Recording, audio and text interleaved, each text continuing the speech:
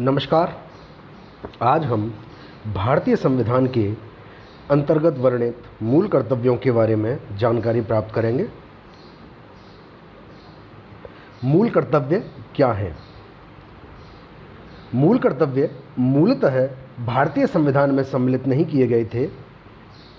इन्हें संविधान के 42वें संविधान संशोधन द्वारा जोड़ा गया था। ये मूल कर्तव्य श्री स्वर्ण सिंह समिति की सिफारिश पर आंतरिक आपातकाल की ज़रूरत एवं आवश्यकताओं को पूरा करने के लिए भारतीय संविधान में जोड़े गए। ये मूल कर्तव्य पूर्व सोवियत संघ के संविधान से प्रेरित हैं, जिन्हें भारतीय संविधान के भाग 4 क के अंतर्गत अनुच्छेद 51 क में स्थान दिया गया है। प्रारंभ में मूल कर्तव्यों की संख्या 10 थी, किंतु इसके बाद 86वें संविधान संशोधन 2002 के द्वारा एक और मूल कर्तव्य भारतीय संविधान के अंतर्गत जोड़ा गया और वर्तमान में मूल कर्तव्यों की कुल संख्या 11 है। मूल कर्तव्यों के परिचय के बारे में जानकारी प्राप्त करें तो भारतीय नागरिक इन कर्तव्यों का पालन करने के लिए संविधान द्वारा नैतिक रूप से बाध्य हैं। हालांकि नीति निर्देशक सिद्धांतों की तरह ये भी न्यायोचित नहीं है और उल्लंघन या अनुपालना न होने की स्थिति में किसी नागरिक या व्यक्ति के विरुद्ध कोई कानूनी कार्रवाई नहीं की जा सकती। मूल कर्तव्यों का उल्लेख मानव अधिकारों की सार्वभौमिक घोषणा तथा नागरिक एवं राजनीतिक अधिकारों पर अंतर्राष्ट्रीय प्रतिज्ञा पत्र जैसे अंतर्राष्ट्रीय लेख पत्रों में मौजूद है। अनुच्छेद 51 क भारतीय संविधान को इन संधियों के अनुरूप लाता है। अब हम बात करते हैं मूल कर्तव्यों के बारे में। भारतीय संविधान में प्रारंभ में 10 मूल कर्तव्य निर्धारित किए गए थे। सबसे पहले जानते हैं मूल कर्तव्य क्या है। सबसे पहला मूल कर्तव्य है संविधान का पालन करें और उसके आदर्शों, संस्थाओं, राष्ट्रध्वज और राष्ट्रगान का आदर करें। इसके अतिरिक्त मूल कर्तव्यों के अंतर्गत स्वतंत्रता के लिए हमारे राष्ट्रीय आंदोलन को प्रेरित करने वाले उच्च आदर्शों को हृदय में संजोए रखने एवं पालन करने का भी उल्लेख किया गया है। भारत की प्रभुता, एकता एवं अखंडता की रक्षा करना और उसे अक्षुण्ण बनाए रखना भी मूल कर्तव्यों के अंतर्गत सम्मिलित है।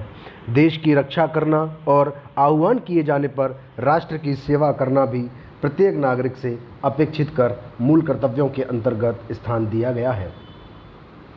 इसी के साथ भारत के सभी लोग समरसता और सम्मान एवं भ्रातृत्व की भावना का निर्माण करें, जो धर्म, भाषा और प्रदेश या वर्ग के भेदभाव पर आधारित न हो। उन सभी प्रथाओं का त्याग करें जो महिलाओं के सम्मान के विरुद्ध हो। इसी प्रकार हमारी सामाजिक संस्कृति की गौरवशाली परंपरा का महत्व समझना और उसका परिरक्षण करना भी मूल कर्तव्यों में स्थान दिया गया है। प्राकृतिक पर्यावरण, जिसके अंतर्गत वन, झील, नदी, वन्य प्राणी आदि आते हैं, की रक्षा एवं संवर्धन करना तथा प्राणी मात्र के प्रति दया भाव रखना भी मूल कर्तव्यों में सम्मिलित है। मूल कर्तव्यों के अंतर्गत प्रत्येक नागरिक से अपेक्षा की गई है कि वह वैज्ञानिक दृष्टिकोण, मानवतावाद, ज्ञानार्जन तथा सुधार की भावना का विकास करे। प्रत्येक नागरिक से यह भी अपेक्षा की गई है कि वह सार्वजनिक संपत्ति को सुरक्षित रखे एवं हिंसक वातावरण या हिंसा से दूर रहे।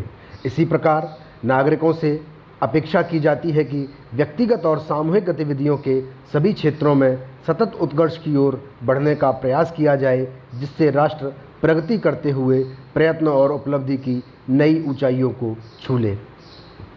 इसके अतिरिक्त 86वें संविधान संशोधन वर्ष 2002 द्वारा 11वां मूल कर्तव्य के रूप में यह जोड़ा गया कि यदि आप माता पिता या संरक्षक हैं तो 6 वर्ष से 14 वर्ष आयु वाले अपने या प्रतिपाल्य बच्चे को शिक्षा के अवसर प्रदान करें।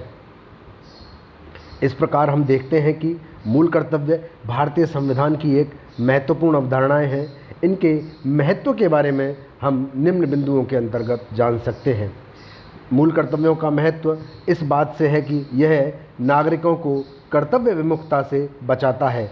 केवल अधिकार ही किसी नागरिक के महत्वपूर्ण तत्व नहीं हो सकते हैं, आवश्यक है कि वह कर्तव्यों की ओर भी अग्रसर हो। इसी प्रकार ये मूल कर्तव्य नागरिकों के लिए आदर्श स्थापित करते हैं कि एक अच्छा नागरिक होने की क्या कसौटी हो सकती है। मूल कर्तव्य राष्ट्रीय विकास में सहायता करते हैं तथा नागरिकों को प्रेरित करते हैं कि वे राष्ट्र निर्माण में अपना योगदान दें। इसी प्रकार मूल कर्तव्य नागरिकों के मार्गदर्शक के रूप में कार्य करते हैं और उनके न केवल व्यक्तिगत अपितु सामूहिक उन्नयन के मार्ग भी सुझाते हैं। मूल कर्तव्यों का अंतिम महत्व इस बात में निहित है कि ये मूल कर्तव्य नागरिकों में त्याग, सेवा, बलिदान और समानता की भावना का विकास करते हैं। इस प्रकार हमने आज मूल कर्तव्यों के बारे में जाना। अगले भाग में हम भारतीय संविधान के का एक कोई महत्वपूर्ण भाग लेकर उपस्थित होंगे। धन्यवाद।